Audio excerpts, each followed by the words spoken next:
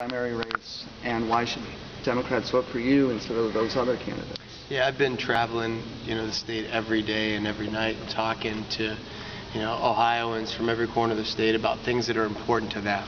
And what I do is I go into a meeting and I don't give a stump speech. I go in, talk a little bit about myself, introduce myself, and then talk to them about what's important in their areas.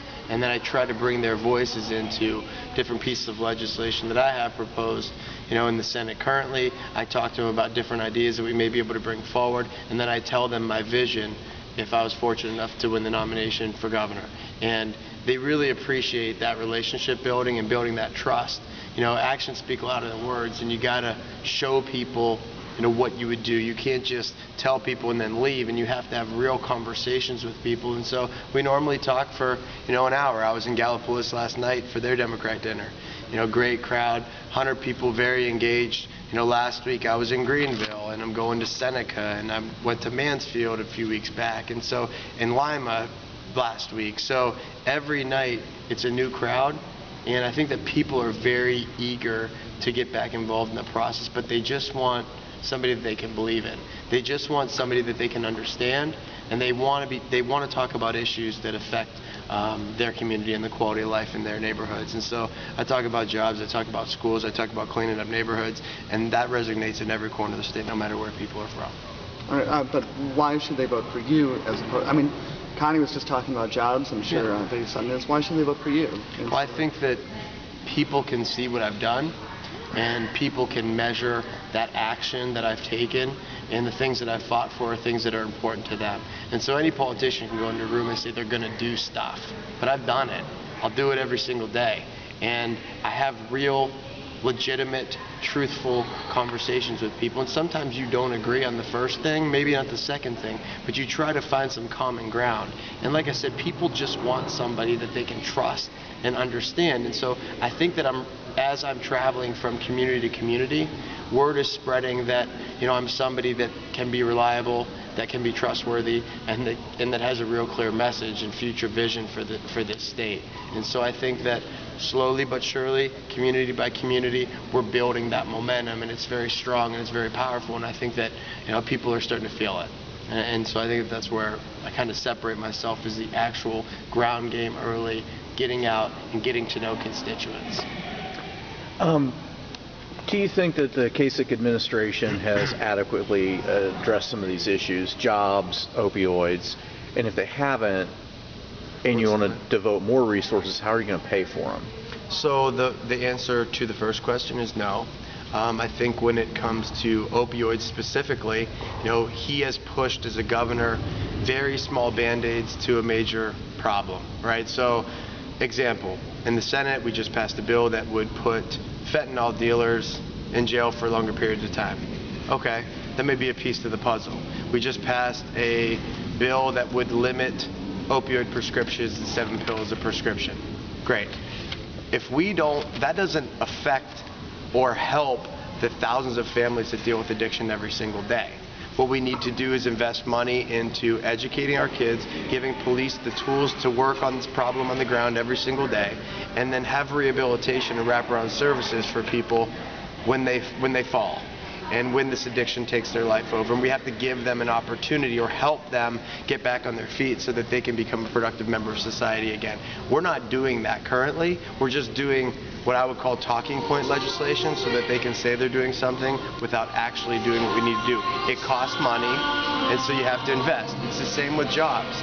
You can't just talk about jobs. You got to clean up brownfields. You have to get our skilled, trained workforce in a position to be ready, to be job ready. And so you do that by investing in cleanups of neighborhood, cleanups of brownfield, investing in internships at every level, and making sure that we have that skilled workforce. I don't see that as I'm working in the Senate every day. How do you pay for it? Kasich's first thing he says is we're going to cut taxes again, income tax mostly for the highest earners, by $2.1 billion. That was his budget proposal. How about no tax cut this year? How about we invest in our future? How about we invest in our kids? How about we invest in the job market? Invest in things that are important to people today, rather than just saying we have to do this monster tax cut again. He said we've cut income taxes to the tune of $5.1 billion since he started. I think you can do a lot with that without raising taxes. And so that's something that, for me, when people say, well, your plans for job creation, your plans for schools, your plan for blight cleanup, that costs money. For heroin, yeah, of course it costs money. You just don't do a tax cut this year. And actually, a lot of the big manufacturers are saying the same thing. They just came into my office. Ford, GE, Timken. There was a group of 7 or 8 that came into my office and said, look, let's invest this year in the state rather than tax cut. And I said, did you talk to Kasich and Obhoff and Rosenberger about it? And they said, we're on our way to their office. I was excited to hear that this message is not just coming from Democrats. Republican legislators, business folks are saying, whoa, whoa, whoa, if the revenues are soft, let's hold off on the tax cuts this year. Would you reverse any of the ones that have been undertaken in the last 5 years or so? Well, I think we can start with just freezing and seeing what we can do with that money rather than giving it billions back again. And just hoping and praying that those people getting the billions reinvest it. Let's invest it as a state, show people where their tax dollars are going, not just, say we're going to hold your taxes and we're going to do stuff with it. We're going to show you how it's going to impact the quality of life for your family and your neighborhood. And then people they're not upset about paying taxes when they see it actually working for them as well. So, Joe, I'm going to ask you 3 questions that I asked Connie Pillage here, just to alert my colleagues here that I'm going to dominate the next couple of minutes here. All right?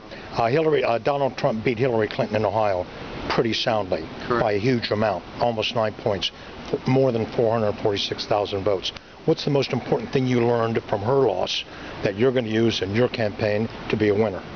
Look, like I said to Jeremy, I mean, we're working one issue at a time, but issues that are important to everybody, issues that resonate, talking to people like human beings, not talking over people's head. People are upset with political explanations of everything and how you got to go explain this side and then explain next side. You just go in, you talk about things that are important to people, and you cut right to the chase. You don't fool around with people. You don't have to waffle on things. You tell them what you've done, you tell them what you're going to do, and then you have a conversation about what they want to see.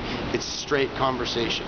That's what people want. They want to be able to understand it and be able to explain it to their neighbors and believe in something. People in Mahoning Valley believe that Donald Trump will give them a better opportunity when it comes to the job market, and that's why they voted for him. Whether he does or not, I don't know. But I'm going to tell them that we need to invest in job creation in the Mahoning Valley in the ways that I laid out in your question. And so you can show them something. They want to believe in that. They want to look forward to having somebody that they can relate to, and you can move forward together. And so that's how I'm doing it. And there's a lot of places that I go across the state that are like Youngstown, that are struggling, that have been struggling, but those people are so hungry for something. They're so hungry to rebuild their communities, to be able to have their kids and grandkids stay there. And a lot of politicians say that, but you got to show them how you're going to do it. So that leads into my second question about jobs. Connie said jobs are there's no other issue more important than jobs. Education is certainly important. John Kasich is in his 52nd year or 52nd month of underperforming the national average. I think it's always good to be above average rather than below average. A lot of folks said Hillary Clinton did not have an economic message, especially for rural Ohioans. What's your new economic message, and what are you going to do different than Governor Kasich did over his last 6 years so far? So there has to be more investment in our future. And so I think first off, we have, I put forward a bill last year that would put $1 billion in underground infrastructure improvements, putting a lot of people to work, good paying jobs. That's one piece. Another piece of the bill that we've just introduced is investing in our technical schools so that our young people can go to these technical schools. They are state of the art. They're ready for the job that is available because the employers are saying we can't find people that are job ready. So we're going to make these young people job ready, and we're going to direct them into these positions. We're also going to invest from the state level in internships from the 4 years, the 2 years, and the technical schools, and these students, so that there is some relationship there, so that they understand what one another needs, so that these people are ready to work. And then I think there's a lot of places where we need to clean up properties throughout the state. Everybody says we're centrally located, but we have a lot of areas that need cleaned up, and when these developers come in, they don't want to clean up the property for 5 years. We need to invest in that on the front end, so that when people come in, we can show them all of these job sites in Youngstown, Toledo, Cincinnati, Cleveland, and all the areas in between, and really make sure that we have a strategy for job creation and job retention. It takes money to do this, and you must invest, and you can't do it by tax cutting, obviously, by the number that you just gave. Final question here for me for today. Jobs Ohio was the first creation that Governor Kasich came in, House Bill 1. A lot of folks say it's unconstitutional. The only challenge to it got thrown out on a technicality. The plaintiffs didn't have standing. Yeah. It's private, it's secret. Yet it has $1 billion behind it somewhere. Is Jobs Ohio an issue for you in the governor's campaign next year? It is, but I think it just goes down the same line that John Kasich has gone since he started. Everything is moving toward privatization.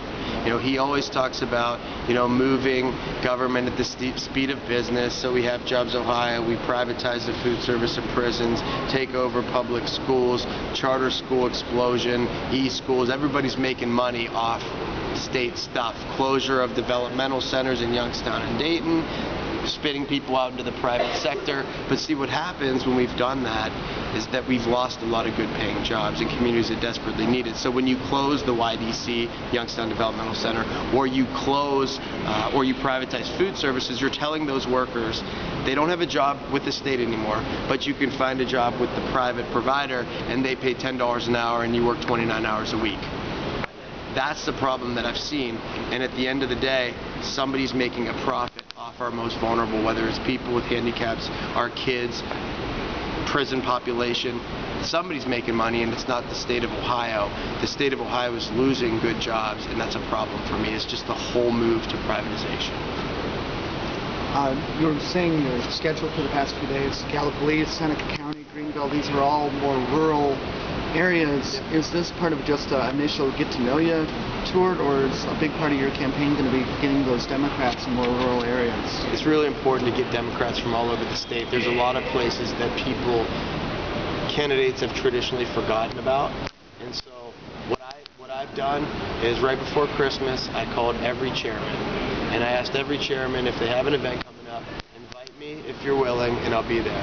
And so we're going through them one by one. And when I go, I not only go to a Democratic meeting, but then I call the chamber. I go to a chamber. I go to Rotaries. I go to gardening clubs. I go to labor meetings. And so we try to put them together, as well as meeting with individuals from those areas that are influential or that have a strong following, to talk to them about myself and introduce myself and give them a layout of the plan moving forward. And so I've used the Democratic chairman calling me back and reaching back out to me as a platform to meet with other people in those communities. And yeah, sometimes it's a 7-hour drive for 45 minutes, example last night. But those 100 people that were there in Gallipolis were very excited and understood that I did that, and we're going to do that every single night. That's the only way that I think a Democrat can win, is just working as hard as you can every single night and reaching as many people, not just from the big cities. You know, the places, when people know that I'm from Youngstown, they appreciate that, because a lot of those places that I go to are very similar to Youngstown in many different ways, and the people are really excited about that. Good?